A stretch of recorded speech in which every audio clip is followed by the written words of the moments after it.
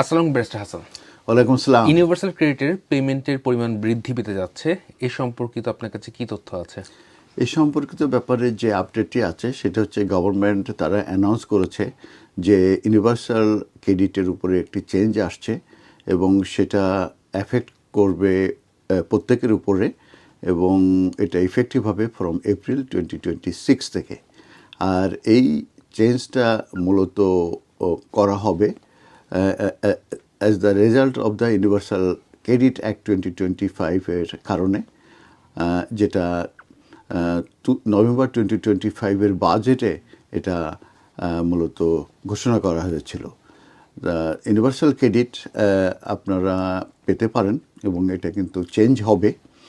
আর এটার কথা আমি যেটা বলেছি যে ইউনিভার্সাল ক্রেডিট কিন্তু স্ট্যান্ডার্ড অ্যালাউন্স কিন্তু এটা ইনক্রিজ হতে যাচ্ছে, এবং একটি মান্থলি যে ইউনিভার্সাল ক্রেডিট পেমেন্ট আছে এটা standard allowance plus additional amount কিন্তু আপনি পেতে পারেন, এবং এটা নির্ভর করবে বেসড অন ইয়োর সার্কামস্ট্যান্সেস।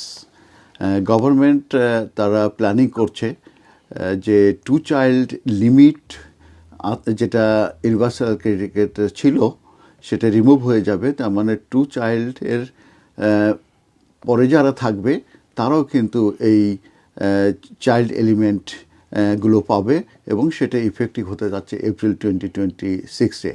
তো 2 চাইল্ড এলিমেন্ট এটা হবে, তার মানে 3rd চাইল্ডও কিন্তু এই এলিমেন্টের ভিতরে আসবে, এবং সে কারণে কিন্তু ওই ফ্যামিলিগুলো, ওই হাউসগুলো তারা কিন্তু ইনক্রিজ ইউনিভার্সাল ক্রেডিট পাবে। যেটা আমি যেটা বলছি যে তারা যদি 3 জন চিলড্রেনের যদি 3 or more চিলড্রেনের যদি তারা রেসপন্সিবল হয়, যেটা এই মুহূর্তে 2 চাইল্ডের বেশি এই চাইল্ড এলিমেন্ট পাচ্ছে না, যেটা এপ্রিলের পরে যে কিন্তু এটা থাকবে না। আপনাদের এই আপনারা অ্যাফেক্টেড হতে পারেন এই এপ্রিলের চেঞ্জেস কারণে, যদি আপনারা অ্যাডিশনাল অ্যামাউন্ট পেয়ে থাকেন, এবং সেটা কারণ যদি হয়ে থাকে যে লং টার্ম হেলথ কন্ডিশনের কারণে অর ডিসেবিলিটির কারণে। আর এই পেমেন্টকে বলা হয়ে থাকে limited capability for work related activity element, এবং এই অ্যামাউন্টটা কিন্তু ডিক্রিজিং হতে পারে for most people who are not already getting, যারা এটা এই মুহূর্তে পাচ্ছেন না। তো আপনারা যদি আদার বেনিফিট পেয়ে থাকেন তাহলে পরে আপনারা অ্যাফেক্টেড হবেন না। এই চেঞ্জ অনলি কিন্তু ইউনিভার্সাল ক্রেডিটের যারা পাচ্ছে তাদের জন্য। এক্সাম্পল হিসাবে যদি আমি বলি, সেটা হচ্ছে যারা পার্সোনাল ইন্ডিপেন্ডেন্ট পেমেন্ট পাচ্ছেন সেক্ষেত্রে কিন্তু তারা অ্যাফেক্টেড হবে না এই চেঞ্জের কারণে।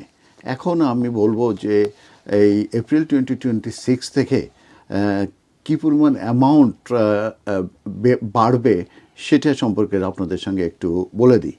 প্রথমে যদি আমি বলি যে কেউ যদি সিঙ্গেল হয় এবং আন্ডার 25 হয়ে থাকে, সেক্ষেত্রে তারা বিফোর 6 এপ্রিল 2026-এর আগে, তার মানে বর্তমানে তারা পাচ্ছে 316 পাউন্ড 98 পাউন্ড প্রত্যেক মাসে।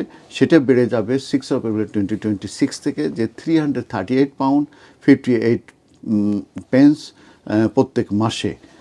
কারো পার্সোনাল সার্কামস্ট্যান্স যদি হয়, সে যদি সিঙ্গেল এবং যদি ওভার 25 হয়ে থাকে, সেই ক্ষেত্রে এই মুহূর্তে সে পাচ্ছে 414 পাউন্ড পেন্স পার মান্থ। আর এপ্রিলের পরে যে তারা পাবে 424 পাউন্ড 90 পেন্স প্রত্যেক মাসে। আর কেউ যদি পার্টনার নিয়ে থাকে এবং 2 পার্টনারই যদি বিলো আন্ডার 25 হয়ে থাকে, সেক্ষেত্রে এই মুহূর্তে 497 পাউন্ড 55 পেন্স পাচ্ছে, সেটা বেড়ে হবে 528 পাউন্ড 34 পেন্স। আর যারা পার্টনার সহ আছে এবং যারা ওভার 25 বোথ যদি হয়ে থাকে, সেক্ষেত্রে এই মুহূর্তে তারা পাচ্ছে 628 পাউন্ড 10 পেন্স এ মান্থ। এটা বেড়ে হবে 6 এপ্রিল 2026 থেকে 666 পাউন্ড 97 পাউন্ড এ মান্থ। আর আমি আগেই বলেছি যে 3 or more চিলড্রেন হলে তারা কিন্তু এক্সট্রা ইউনিভার্সাল ক্রেডিট পাবে, এবং সেটা কিন্তু 6 এপ্রিল 2026-এর পরে, যেটা এই মুহূর্তে যে 3rd চাইল্ডের যে এলিমেন্ট সেটা কিন্তু দেওয়া হয় না, কিন্তু এটা রিমুভ হয়ে যাবে, এবং 6 এপ্রিল 2026 2026-এর পরে তারা পাবে, তবে তাদের জন্ম 6 April 2027-এর আগে হতে হবে। ধন্যবাদ।